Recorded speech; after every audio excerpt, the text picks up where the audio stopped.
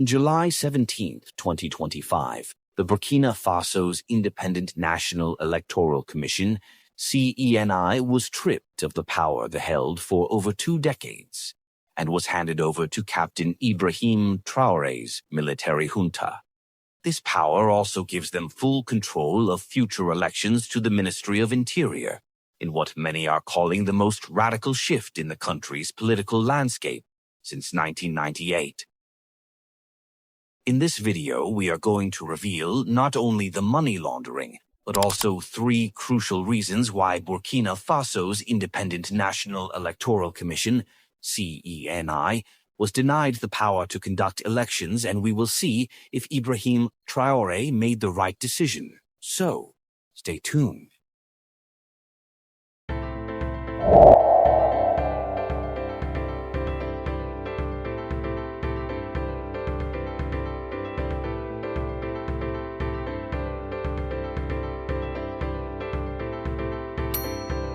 What triggered the power shift?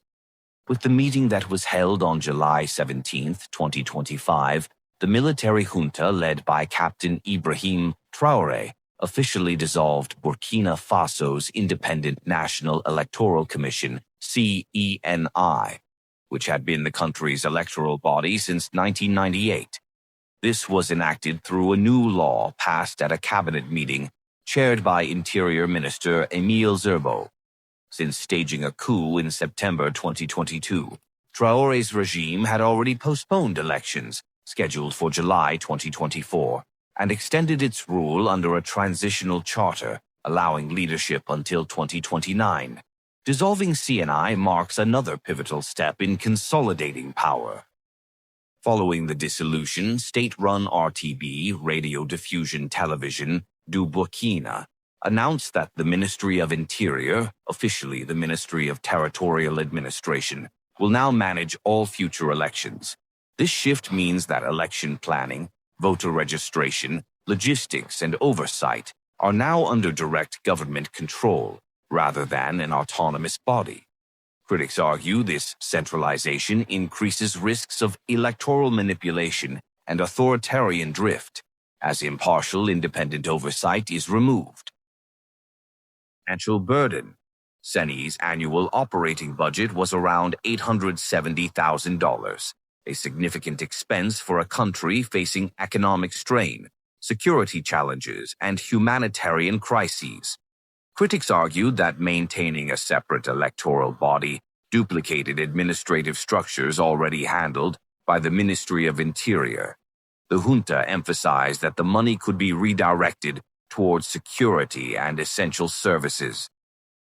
Over the years, CENI received technical and financial support from international partners, including the UN, EU, and various NGOs. While intended to strengthen electoral transparency, the junta claimed this opened the door to external interference in Burkina Faso's democratic process, undermining full national sovereignty. Having known all this, there are 4 main reasons why CENI was dissolved. 1.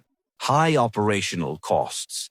The junta cited CENI's annual budget of around $870,000, equivalent to $450,000 million CFA francs, as burdensome for the country's strained finances. They argued that eliminating this expense would free up funds for critical needs, especially national security in a conflict-torn nation. 2.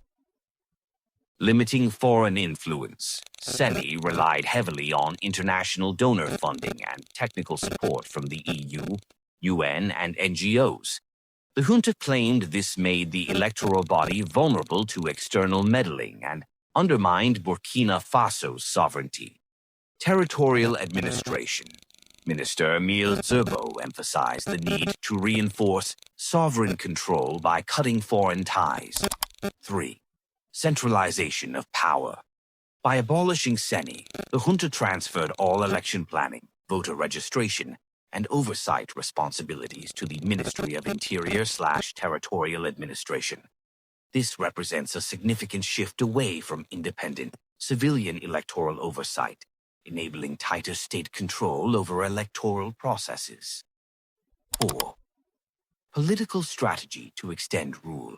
The move follows earlier decisions to delay elections originally scheduled for July 2024 and to extend Traore's regime until 2029.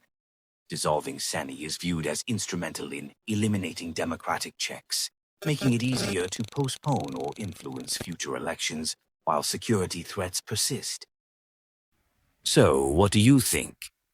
Will regional ties fray as ECOWAS and international partners question Burkina Faso's democratic path? Or is the shift in alliances with the junta leaning further toward non-Western powers?